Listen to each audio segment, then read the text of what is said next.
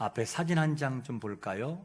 사진 한 장 있는데 저 기사를 읽다 보니까 어떤 내용을 담고 있냐면 영국의 노팅엄션 트렌트 강에서 있던 일이었는데 한 사람이 반려견을 데리고 산책하는데 강에서 개가 한 마리가 둥둥둥 떠서 죽으려고 하는 그 광경을 목격했어요. 이것을 보고 그 사람이 강물에 뛰어들어서 개를 구출하는 장면입니다. 개를 구출하고 보니 어떤 일이 있느냐, 저 개가 가방에 무거운 큰 가방에 묶여서 있는 것이었어요. 그대로 두면 저 개는 죽는 거죠. 그래서 가방을 풀어보니 그 안에 여러분들이 봤을 때 있는 저 오른쪽에 저 돌이 들어있는 거였었죠. 누군가가 고의적으로 개를 죽이려고 작정했던 그러한 사건이었습니다.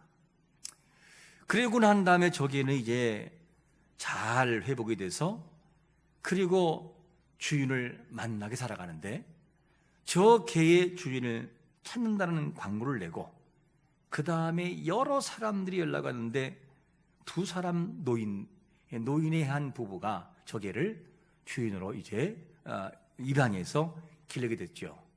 그리고 이렇게 살아갑니다. 다음 사진 볼까요? 이렇게 주인을 만나가지고 개가 이제 행복하게 살아가는 그런 모습입니다. 개가 만약에 말할 수만 있다면, 사람에게 말할 수 있다면 뭐라고 할까? 저를 살려주어서 정말 감사합니다. 내 평생 절대 이 은혜를 잊지 않고 살아가겠다고 그러면서 평생 마음속에 자기를 구해준 그 사람을 기억하며 살아갈 것입니다. 오늘은 부활주일이에요. 부활의 주님을 찬양한다라고 하는 것이 단지 행사로 맞춰지고 끝나는 것이 아니라 부활의 주님을 찬양할 때 있어서 반드시 동반될 것이 뭐냐? 부활을 이루시기까지의 주님은 어떤 고난을 받으셨는가? 주님의 고난과 부활을 같이 봐야 돼요. 그래야 진정한 부활 후에 찬양이 나올 수 있다는 것이죠. 여러분, 우리 주님께서는 부활을 이루시기 이전에 십자가의 고난과 고통을 다 지불하는데 우리의 죄값을 감당하기 위해서 십자가를 지신 사건이 있었음을 믿으시기를 축원합니다. 그 십자가의 모든 수모와 멸시와 천대와 죽으심과 고통을 주님께서 다 짊어지고 죽음 이후의 부활이 있던 거였어요. 그러니까 부활은 반드시 뭐와 같이 봐야 되느냐? 나를 위해서 돌아가신 예수 그리스도, 그 예수 그리스도의 고난과 고통이 이 부활을 만들었구나. 저 주님을 찬양하자. 나도 저분처럼 반드시 부활할 것이다. 이 사실을 믿으며 살아가는 마음이 필요한 것입니다.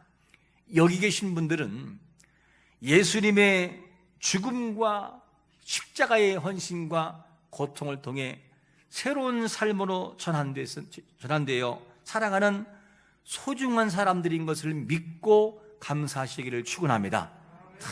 감사해야 돼요. 그러므로 현재 우리에게 처한 환경이 어떠하든지 부활의 주님을 기억하면서 용기를 내는 마음은 참으로 중요합니다. 그래서 어떤 상황이 있다 할지라도 우리의 소망 되시고 부활의 주가 되신 그분을 찬양하는 마음을 가지고 살아가면 현재의 고난과 아픔들을 이겨낼 수가 있다는 것이죠. 항상 이거를 잊지 말아야 돼요. 성도에게 있어서 이 부활은 영원한 소망과 희망이죠. 그러므로 이 부활은, 예수님의 부활은 불행한 인생이 행복한 인생으로 바뀌는 사건이고, 저주받은 인생이 바로 행복한 인생으로 바뀐 사건이고, 정말 영원한 형벌에 놓인 인생이 영원한 그 나라에 들어가는 행복으로 바뀐 사건이라는 거죠. 왜냐? 우리도 주님처럼 반드시 부활을 할 것이기 때문에 이거를 잊지 않고 살아가는 것이 참으로 중요한 것입니다. 그러므로 주님의 부활은 곧 우리의 부활이요, 주님의 그 재림은 곧 우리를 만나기 위해서 오신다는 사건을 기억하고 부활의 주님을 찬양하는 한 주가 되시기를 축원합니다. 자, 그러면 이 부활의 주님을 찬양하고 감사하면 좋을 텐데, 오늘 본문에 보니까 부활을 의심하고 부인하는 사람이 있다는 거예요. 자, 그러면 부활을 의심하고 부활을 부인하는 것은 곧 누구의 부활을 부인하는 것이냐? 첫 번째로 예수님의 부활을 부인하는 거예요. 부활을 만약에 의심한다면, 그래서 본문 12절에 보니까 뭐라고 말씀하죠? 그리스도께서 죽은 자 가운데서 다시 살아나셨다 전파되었거늘 너희 중에 어떤 사람들은 어찌하여 죽은 자 가운데서 부활이 없다 하느냐? 부활이 없다라고 말해요. 부활을 믿지 않는 것은 그리스도의 부활을 부인하는 것이죠. 만약에 부활이 없다면 예수님을 믿을 이유가 있을까요? 만약에 저 부활이 없으면 예수 안 믿어요. 뭐하러 믿어요? 그냥 즐겁게 살다가 그냥 가지요. 그리고 영원한 죽음이 없다면 예수 믿을 이유가 뭐가 있어요? 뭐하러 교회 나와요, 여러분요? 주님께서 반드시 우리를 보상할 때가 있고 상급으로 주실 그날이 있기 때문에 우리는 그 주님을 바라보고 지금 힘들고 어려워도 그분 앞에 나가는 것입니다. 그래서 만약에 부활이 없음에도 불구하고 부활이 있는 것처럼 믿는다면, 이런 사람들이 어떤 사람이라고 말하냐면, 성경 오늘 본문 고린도전서 15장 19절은 이렇게 말씀해요. 만일 그리스도 안에서 우리가 바라는 것이 다만 이 세상의 산불이면 모든 사람 가운데 우리가 더욱 뭐한 사람이라고요? 불쌍한 사람이란 거예요. 만약에 부활이 없음에도 우리가 예수님을 믿으면 여러분들은 세상에서 가장 불쌍한 사람이라는 거죠. 가장 불쌍한 사람이에요. 왜? 부활이 없는데 뭐할로 이 세상에서 삶이 그냥 이것으로 끝나버리는데 못하러 예수님 믿냐고요. 하나님께서 말씀하시기를 만약에 그렇다면 너희가 세상에서 가장 불쌍하다, 이 말씀을 하고 있어요. 그런가 하면 천국과 지옥은 없는데 있는 것처럼 믿는 사람처럼 또 불쌍한 사람이 없어요. 그러면 천국과 지옥은 있을까? 천국에 대해서 모형을 보여주는 것이 어디죠? 사도 요한이 가장 힘들고 지쳐있을 때 거룩한 성 새 예루살렘, 그 나라를 보여주는데 어떻게 말씀하냐? 바로 요한계시록 21장 2절에 보니까, 우리 한번 천국의 모형 같이 읽어봅니다. 시작. 또 내가 보매 거룩한 성 새 예루살렘이 하나님으로부터 하늘에서 내려오니 그 준비한 것이 신부가 남편을 위하여 단장 같더라. 저 나라에 우리가 반드시 들어가는 것을 믿으시기를 축원합니다. 그때가 반드시 오고야 만다는 거죠. 그날은 와요. 이래서 거룩한 성새 예루살렘, 천국이 있다는 거죠. 그러면 지옥은 없을까? 일부 교단에서는 지옥은 없다고 그래요. 왜냐? 하나님 사랑이 많으신 그분께서 사람들을 지옥에 넣을 이유가 없다는 거예요. 그런 하나님이 아니라는 거죠. 이렇게 말을 해요. 진짜 그럴까요? 하나님은 공의 하나님이셔요. 공의, 언약의 하나님이셔요. 그래서 지옥의 모형을 어디서 보여주느냐? 누가복음 16장 23절을 보면 그가 음부에서 고통 중에 눈을 들어 멀리 아브라함과 그의 품에 있는 나사로를 보고, 이게 무슨 말이죠? 어느 날 부자와 거지가 살다가 죽었어요. 그런데 거지는 아브라함 품, 즉 천국에 들어갔고, 근데 부자는 영원한 음부 고통 속에서 고통을 받아요. 얼마나 고통스러운지 이 혀에 물 한 방울 찍어 나에게 서늘하게 하면 내가 소원이 없겠다는 거예요. 뭘 말하는 거죠? 그 정도로 지옥이 고통스러움을 우리에게 말해주고 있어요. 이렇게 해서 천국과 지옥이 있어요. 여러분, 그러므로 우리는 불행한 사람들이 아니라 천국과 지옥이 분명히 있고 부활이 있으므로 우리 또한 그날이 있을 것을 믿고 세상에서 가장 존귀하고 행복한 사람이라는 사실을 의심하지 않고 부활을 믿는 자가 되시기를 축원합니다. 이게 우리의 행복이라는 거죠. 그러므로 천국과 지옥이 반드시 있고 부활은 있어요. 근데 왜 고린도 교회 안에 이 부활을 이렇게 부인하는 사람이 있었을까 하는 거예요. 왜 그랬을까? 왜 부활을 이렇게 부인할까? 이유는 두 가지가 있어요. 첫 번째 한 가지는 뭐냐면 구약시대 이스라엘 백성들이 사람이 죽으면 어디로 가느냐? 음부, 수울에 떨어진다, 이런 의식이 있었어요.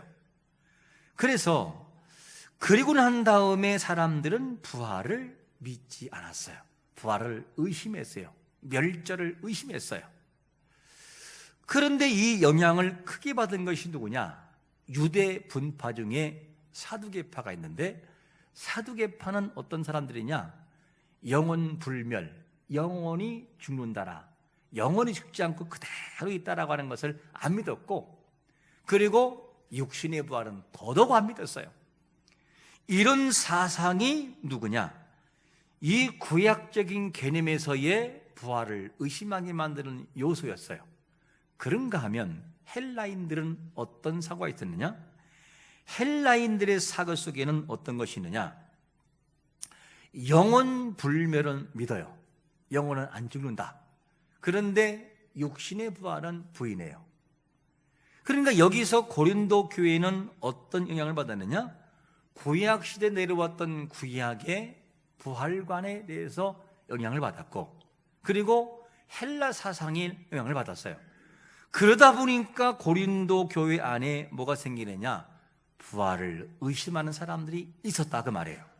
그래서 이 헬라 영향은 어떤 것이냐면, 헬라 사람들은 사람이 죽으면 영생이 뭐냐? 영생이 빨리 이 몸을 벗어나서 영혼의 상태로 돌아가는 거, 이게 행복이라고 봤어요. 그러니까 아랍 쪽들이 지금 포탄을 막 이 폭탄을 몸에 지니고 육탄전으로 뛰어들고 막 죽는 이유가 뭐냐? 웃으며 죽는 이유가 그런 사상 때문이에요. 참 무서운 거죠. 이런 사상 때문에 부활의 이 기쁨을 의심하고 부활은 없다, 이런 사고를 가지고 살아가는 것이 뭐냐? 사람들, 그 고린도 교회의 모습이었다, 그 말이죠. 여러분, 만일 부활이 없다면 우리는 참 불쌍한 사람이에요. 부활이 없다면 세상에서 우리처럼 불행한 사람 없어요. 그런데 성경은 분명히 말씀하기를 부활이 있다, 이렇게 말씀해요. 만약에 부활이 없다면 우리의 죄의 문제는 어떻게 하죠? 우리 죄의 문제가 이렇게 된다는 거예요. 한번 우리 본문 고린도전서 15장 17절 말씀을 같이 한번 읽어볼까요? 시작. 그리스도께서 다시 살아나신 일이 없으면 너희의 믿음도 떼고 너희의 여전히 죄 가운데 있을 것이요. 그리스도께서 다시 살아나신 일이 없으면 너희의 믿음도 헛되고 너희 여전히 죄 가운데 있을 것이다. 죄 가운데 있으면 뭐가 되느냐? 지옥 가는 거죠. 뭐 희망이 없으니까. 이거를 말씀하고 있어요. 그런데 예수님은 우리의 죄를 어떻게 해결했느냐? 로마서 6장 10절에 보니까 이렇게 말씀하죠. 그가 죽으심은 죄에 대하여 단번에 죽으시며 그가 살아계시면 하나님께 대하여 살아계심이니, 예수님은 이미 우리의 죄를 완전히 용서하시고 완료형으로, 즉 우리의 죄를 용서하신 것을 100% 믿는 자가 되시기를 축원합니다. 그렇게 우리를 용서했어요. 그러므로 그 예수님께서 모든 죽음을 이기시고 고린도전서 15장 20절의 말씀처럼, 그러나 이제 그리스도께서 죽은 자 가운데서 다시 살아나사 잠자는 자들의 첫 열매가 되셨도다. 잠자는 자가 누굽니까? 죽은 자들에게 이미 죽어 있으나 아직 그들의 육신의 부활은 안 됐으나 예수님께서 모델로, 쉽게 말하면 시범적으로 나와 같이 이렇게 너희들도 부활할 거야, 그거를 보여줬다 그 말이에요. 첫 열매, 그분께서. 여러분, 우리도 마지막 그때에는 예수님의 부활처럼 우리도 100% 부활하여 그 나라에 들어갈 때가 있음을 믿으시기를 축원합니다. 그래서 우리는 소중한 사람들인 거예요. 아무리 보아도. 비록 우리가 이 땅에 살고 있지만 주님이 예비하신 천국에 반드시 들어갈 때가 온다는 거예요. 이거를 바라보고 부활을 의심하지 말아야 됩니다. 우리는 그것을 믿고 지금도 그 길을 걸어가고 있는 중입니다. 사람이 말씀을 바로 알고 말씀을 분명히 알고 확신을 가지면 흔들림이 없어요. 근데 왜 흔들리냐? 말씀을 확실히 알지 못하고 믿지 않기 때문에 흔들리는 것입니다. 최근에 북한에서 중국으로 나와서 글을 잘 모르는 사람이 글을 배웠어요. 배우고 난 다음에 마침 예수님을 복음을 통해서 영접하고 난 다음에 마음에 기쁨을 얻었어요. 근데 이 사람이 이제는 편지를 쓴 것이 있어요. 뭐라고 편지를 썼냐면 이렇게 편지가 썼어요. 기도하며 삶을 살아가는 희망을 가집니다. 국경 지역보다 평양 신의주 지역에 전염병이 퍼져서 상태가 매우 심각합니다. 굶어 죽느냐, 전염병에 걸려 감염되어 죽느냐, 매 한 가지. 절망 상태지만 그분을 알고 난 다음부터 두려움이 사라졌습니다. 주님을 모를 때는 죽음이 그렇게 두려웠는데 주님을 바로 알고 나니까 이제는 두려움이 사라졌습니다. 이런 말을 하는 거죠. 주님을 바로 알고 말씀대로 믿는 자에게 확신이 있고 담대함이 있고 흔들림이 없는 것을 믿으시기를 축원합니다. 그래서 말씀을 바로 하는 것이 중요한 것이죠. 오늘 본문의 고린도 교인들은 여기에 흔들렸어요. 바로 알지 못하기 때문에 말씀을 말씀대로 믿지 않기 때문에 흔들림이 있었습니다. 그렇다 보니 부활까지 의심한 일이 생기고 말았어요. 그러므로 우리는 정말로 여기 계신 모든 분들은 참으로 소중한 분들이에요. 우리가 소중한 사람들인 이유가 무엇이죠? 우리가 누구 안에 살기 때문이라는 겁니까? 누구 안에? 두 번째로 이렇게 말씀해요. 그리스도 안에 살기 때문이다. 그래서 우리가 참 소중한 사람이라는 거예요. 그 내용을 오늘 본문 22절에서 이렇게 말씀하잖아요. 아담 안에서 모든 사람이 죽은 것 같이 그리스도 안에서 모든 사람이 삶을 얻으리라. 아담 안에서 모든 사람이 죽었어요. 죄로 인해서. 그런데 둘째 아담인 그리스도를 통하여 모든 사람이 삶을 얻으리라.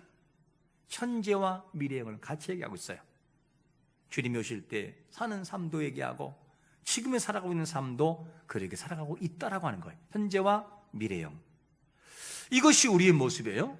그래서 첫째 아담은 죽이는 영이었지만 우리는 그리스도의 둘째 아담인 예수 그리스도, 그분은 살리는 영으로 우리에게 오셨어요.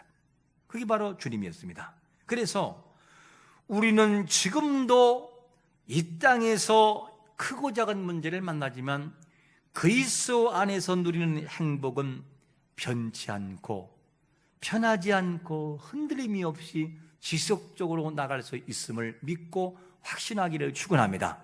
그게 우리의 신분이니까. 여러분, 행복과 축복의 차이가 뭐죠? 행복은 영어로 뭐라고 합니까? 해피니스, 이렇게 말해요. 해피니스. 그런데 이 축복은 블레싱, 이렇게 말합니다. 어떤 차이가 있냐면 그냥 행복은 행복한 조건이 있으면 행복해요. 그런데 행복한 조건이 없으면 불행해요. 이게 뭐냐? 바로 해피너스, 행복이란 단어예요. 그런데 축복도 복이란 단어는 어떤 것이냐면 이 복은 하나님으로부터 주어진 것이기 때문에 이것을 믿으면, 이것을 내가 받고 나면 불행하지 않는 거죠. 이런 차이가 나요. 그래서 행복과 복의 두 단어의 어원이 있는데 참 재미하고 신기한 것이 뭐냐면 이 행복이란 말, 아까 뭐라고 했더니 해피너스라고 했는데 이 해피너스라고 하는 이 단어가 어디서 왔느냐?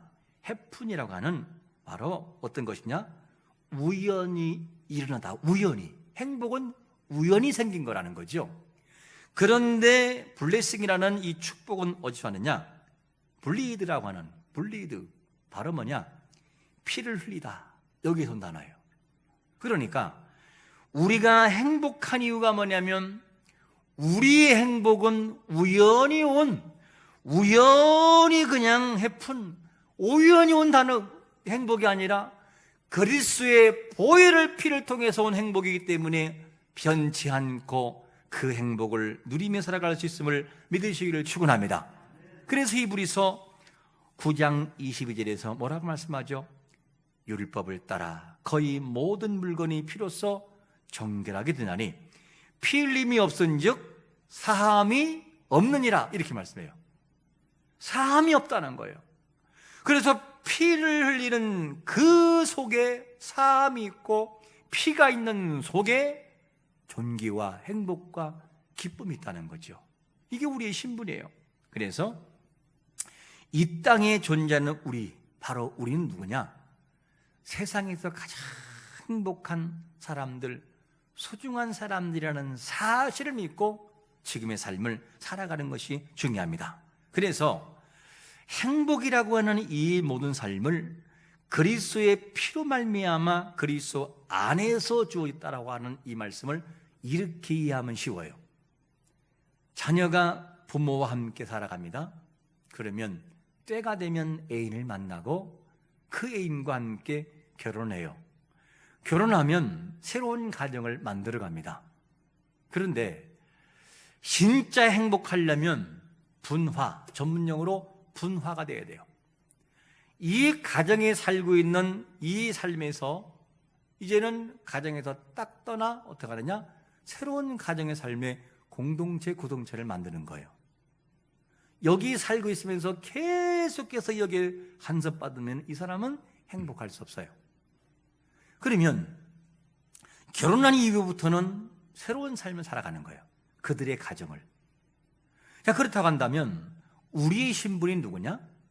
우리는 옛 생활을 통해 살아가던 사람들이었어요. 옛 생활을 통해 살아가던 이 사람들이 그리스도 안으로 들어온 사람들이에요.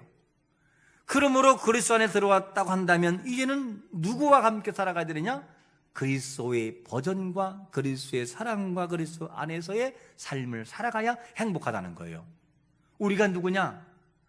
이제는 아담 안에 사는 자들이 아니라 그리스도 안에서 새로운 삶을 살고 그리고 그분께서 우리 영혼을 살리시는 역사를 경험하고 살아가는 사람들이죠. 여기 계신 모든 분들은 그리스도 안에 살아가는 사람들인 것을 믿으시기를 축원합니다. 그래서 소중하다는 거예요. 우리는요, 그 삶이 소중한 거죠. 그리스도 안에 살아가는 삶의 모습에서 가장 모형을 잘 보여준 사람이 누구죠? 바로 바울의 모습인데 그 모습을 갈라디아서 2장 20절에서 이렇게 말씀합니다. 우리 한번 같이 읽어봅니다. 시작. 내가 그리스도와 함께 십자가에 못 박혔나니 그런즉 이제는 내가 사는 것이 아니요 오직 내 안에 그리스도께서 사시는 것이라. 이제 내가 육체 가운데 사는 것은 나를 사랑하사 나를 위하여 자기 자신을 버리신 하나님의 아들을 믿는 믿음 안에서 사는 것이라. 가장 그리스도 안에 사는 삶의 모형을 보여줘요. 이렇게 살아가면 행복한 거예요. 바울이 예수님을 믿고 난 다음에 하나님, 나 진짜 못 살겠어요. 누가 속속이고 누가 속속이고 한 말이 있나요? 없어요. 그냥 그 고난 중에도 매를 맞아도 그 토굴에 들어가도 하나님을 찬양하고 찬송하고 높여요. 그러니 옥문이 열려져요. 야, 신기합니다. 바울을 괴롭히던 사람들이여 놀라서 그 바울에게 복음을 듣고 세례를 받고 가정이 구원을 받아요. 왜 그럴까? 그리스도 안에 살아가는 삶을 제대로 살아가기 때문에요. 이게 능력이라는 거죠. 우리는 새롭게 피조된 인생들이므로 그리스도 안에 정말 살아가 보시기를 축원합니다. 어떤 역사가 있는지 살아보지도 않고 왜 안 되냐고 하는 것은 당연한 일이에요. 살아보면 달라지더라는 거죠. 이게 중요합니다. 그러므로 그리스도 안에 우리가 사는 사람들은 좀 생각도 바뀌어야 돼요. 여러분, 새 가정을 만들었는데 과거에 부모님과 살던 사고와 내가 배운 사고를 가지고 여기에 적용시키려고 그러면 그때부터는 불행하기 시작을 해요. 새롭게 서로가 조화를 이루어 가야 돼요. 닦아가면서 이 사람은 누구인지, 저 존재는 누구인지, 나란 누군지 서로 보여주면서 존경과 존중의 원리를 가지고 살아갈 때 행복이 있다는 거죠. 우리가 세상의 사람들, 아담 안에 살던 죄성을 가지고 그대로 그리스도 안에 들어와 생각하면 불행할 수밖에 없어요. 왜? 생각이 안 바뀌었는데 생각도 좀 바뀌어야 되겠어요. 그래서 그리스도 안에 들어온 우리의 생각이 좀 바뀌어야 돼요. 예를 들어서 육신에 우리의 질병이 있거나 어려운 문제가 있으면은 그냥 그대로 그거를 방치하지 말고 그리스도 안에 있는 힘을 한번 발휘해 봐야 돼요. 하나님, 제가 주님의 자녀잖아요. 그런데 주님의 자녀로 살아갈 때 제 육신의 질병 때문에 너무나 힘들고 어려워요. 하나님, 나의 육신의 질병을 좀 가져가면 좋겠습니다. 하나님을 위해서 살겠습니다. 저희에게 육신의 질병을 좀 가져가 주세요. 그리고 주의 이름으로 명하는 거예요. 예수 그리스도의 이름으로 명하노니 모든 질병이 떠나갈지어다.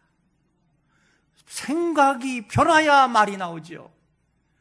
그리고 이 영적인 질병에서 눌리는 자가 있다면 하나님, 제가 하나님의 자녀가 분명히 많은데 왜 그렇게 제가 육신의 질병으로 육체적인 그리고 영적인 질병에서 눌려 살아갑니까? 하나님, 저에게 자유함을 주세요. 예수 그리스도 이름으로 모든 눌린 심령에 떠나갈지어다. 그 명을 통해서 우리가 좀 자유한 그리스도 안에서의 생각과 선포도 한번 바꿔보라는 거예요.